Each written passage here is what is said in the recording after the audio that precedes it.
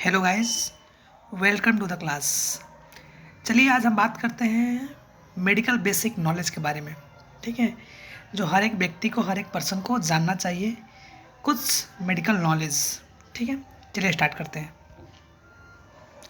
जैसे मैंने टॉपिक बनाया है, इसमें कौन कौन से टॉपिक अपने दिमाग में, अपने ध्यान में रखना चाहिए, हमेशा आदमी को रिमाइंड करनी चाहिए इस चीज़ों। ठीक है, पहला टॉपिक है ब्लड प्रेशर, दूसरा है हीमोग्लोबिन, तीसरा है हार्ट, चौथा है रेस्पिरेशन, पांचवा है ऑक्सीजन, छठा है ब्लड शुगर और सातवां है टेम्परेचर।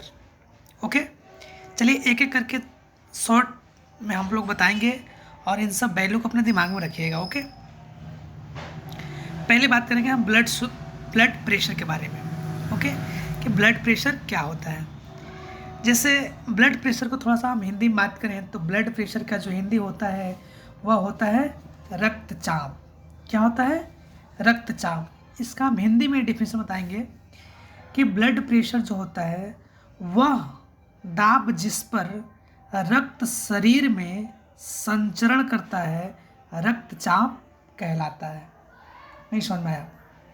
कहने का मतलब ये है कि ब्लड प्रेशर जो होता है, ठीक है, मतलब वह प्रेशर, वह दाब जिस पर रक्त शरीर, जिस प्रेशर की वजह से, ठीक है, जो हमारी ब्लड होती है हमारे बॉडी में सर्कुलेट करती है, ठीक है, बहती है, इस बहना को ही हम ब्लड प्रेशर कहते हैं। सपोज डेट मान लीजिए, हम एक एग्जांपल दे रहे हैं। ठीक है, जैसे मान लीजिए बाल्टी में पानी हो, आधे बाल्टी में, जैसे आपने आधे बाल्टी में पानी को ऊपर से जब दाबेंगे कुछ मतलब पार्टिकल्स रख के, तो जो पानी है वो अपने आप चारों तरफ फैल जाता है, ठीक है, ऊपर आ जाता है।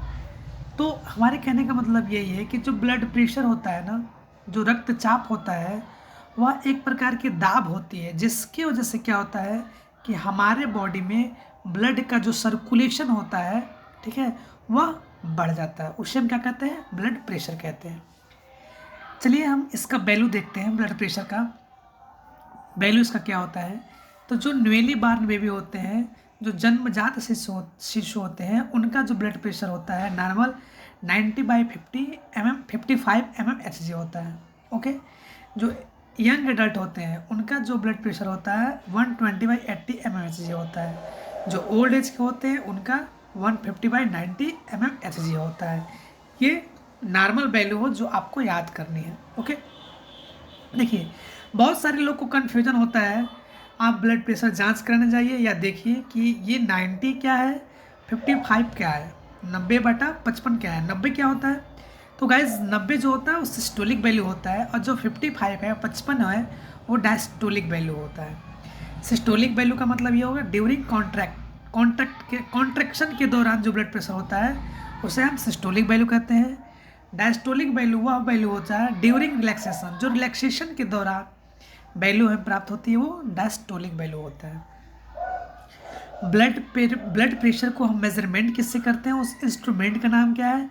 तो उस इंस्ट्रूमेंट का नाम है एस्फेग्नो नैनोमीटर। Okay, एस्फेग्नो manometer.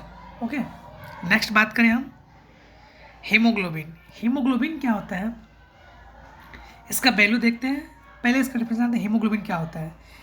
इसका हीमोग्लोबिन का हम जो डिफिनेशन है वो भी हिंदी में ही बताएंगे।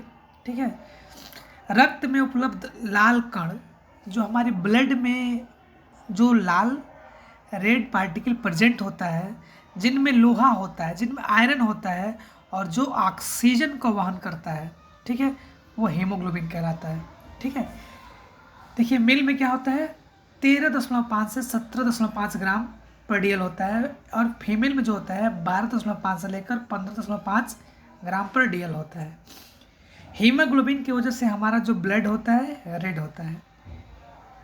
ठीक है, चलिए इसका हिंदी में एक और बात करते हैं। हीमोग्लोबिन जो होता है, हीमोग्लोबिन की वजह से हमारा ब्लड जो होता है लाल होता है। ठीक है, हमारे जो हीमोग्लोबिन होता है, लाल पार्टिकल्स होते हैं, उनमें लोहा उपलब्ध होता है, आयरन उपलब्ध होता है। ठीक है, ये करते क्या है, तो ऑक्सीजन का ट्रांसपोर्ट करते हैं। ठीक है, इसे हम हीमोग्लोबिन कहते हैं।